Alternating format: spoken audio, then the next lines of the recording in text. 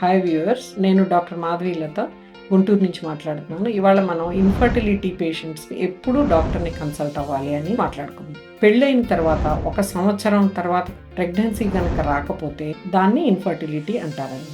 So ఈ infertility ఉన్నప్పుడు ఒకసారి డాక్టర్ని కన్సల్ట్ చేయడం మంచిది. భార్య భర్త ఇద్దరు కూడా కన్సల్ట్ చేయాలి. స్త్రీకి అయితే కనుక మంత్లీ డేట్స్ కరెక్ట్గా రావటం, 28 to 35 డేస్ మధ్య సైకిల్ రావాలి.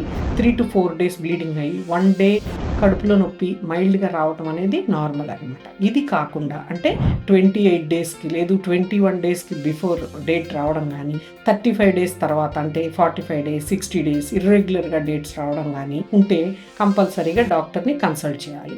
అందరూ బేసిక్ అల్ట్రాసౌండ్ ఒకటి చేయించుకోవాలి. దానిలో గర్భసంచి ఎలా ఉంది, దానిలో ఫైబ్రాయిడ్స్ కానీ ఏమన్నా ఉన్నాయా, పాలిసిస్టిక్ ఓవేరియన్ డిసీజ్ అంటాం. సో గర్భసంచిలో నీటి బుడగలు అని అంటారు కదా, అవి ఏమన్నా ఉన్నాయా చూసుకోవాలి. ఇంకా ఓవేరియన్ సిస్ట్ కానీ ఎండోమెట్రియోసిస్ కానీ ఏమన్నా ఉన్నాయా అనేవి ఒకటి చూసుకోవాలి. దీంతో పాటు థైరాయిడ్, షుగర్, బేసిక్ టెస్ట్లు కొన్ని చేయించుకోవాలి. మగవారు కూడా స్మోకింగ్, ఆల్కహాల్ ఏమన్నా ఉంటే మానేసి చూడాలి. అండ్ వాళ్ళు కూడా బేసిక్ టెస్ట్లు షుగరు, బీపీ, థైరాయిడ్ చేయించుకోవాలి.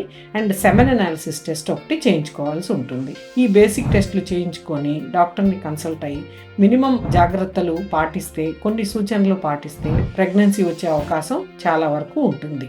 ఇంకేదైనా డౌట్స్ ఉంటే కనుక కామెంట్ బాక్స్లో పోస్ట్ చేయండి.